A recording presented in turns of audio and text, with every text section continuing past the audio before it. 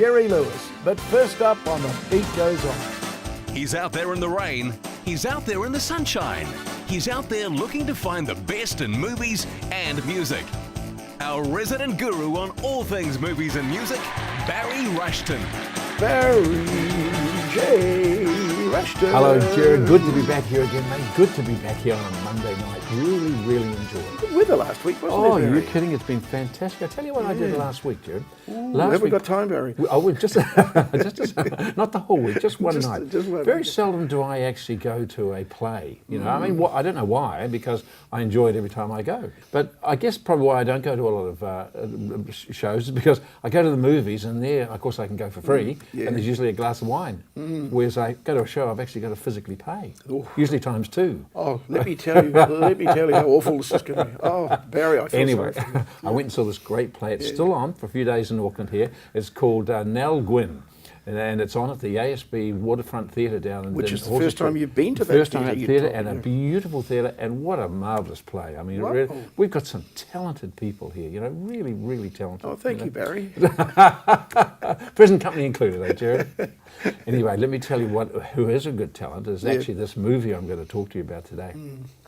Before I talk about the movie, I actually want to set the scene a little bit because it's semi-important and it'll give you sort of an idea. Setting the scene. Yeah, I'm all ears. You're all ears. That's very Right, big. setting the scene. The movie's called God's Own Country. God's Own Country. And it's been released just last Thursday and will be released sporadically in various theatres around New Zealand. It's a UK film. It won the World Cinematic Director Award at the Sundance Festival for the director-writer, guy called Francis Lee.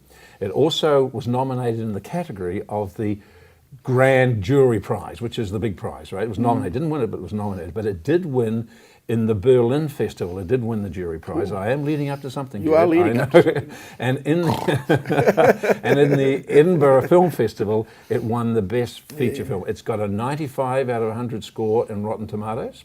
So, you know, What? I know, What did it 95. score? 95. Wow, So that is what I'm fabulous. leading up to, right? And it won the Teddy Award for the best feature film in the Boston Festival, I think it was. Now, this is significant because the Teddy Awards is an international jury that get together and they actually judge on LGBT topics. Now, LGBT topics are lesbian, gay, bisexual, and transgender Yep. topics. And that's what this movie is about. A little long, Brokeback Mountain-esque. All right, now don't be put off by this. Did you enjoy it, Barry? Well, it's a drama. It's a drama about a character called Johnny Saxby, and he's a sheep farmer in Yorkshire. And his life is turned around when on the arrival of a immigrant worker to help him on the farm. Have a look, and we'll talk more about it. Do they call thee Georgie or something? Georgie, Whatever, get in. our lad needs help. I could have managed. I've done so far. Yeah, of course you have. We're not running a charity for waste and strays, like. It's perfect for me.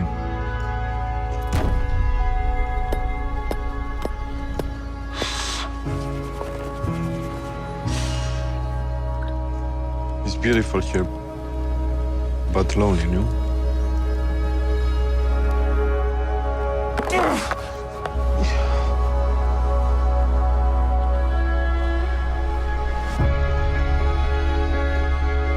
In my country, spring is the most beautiful.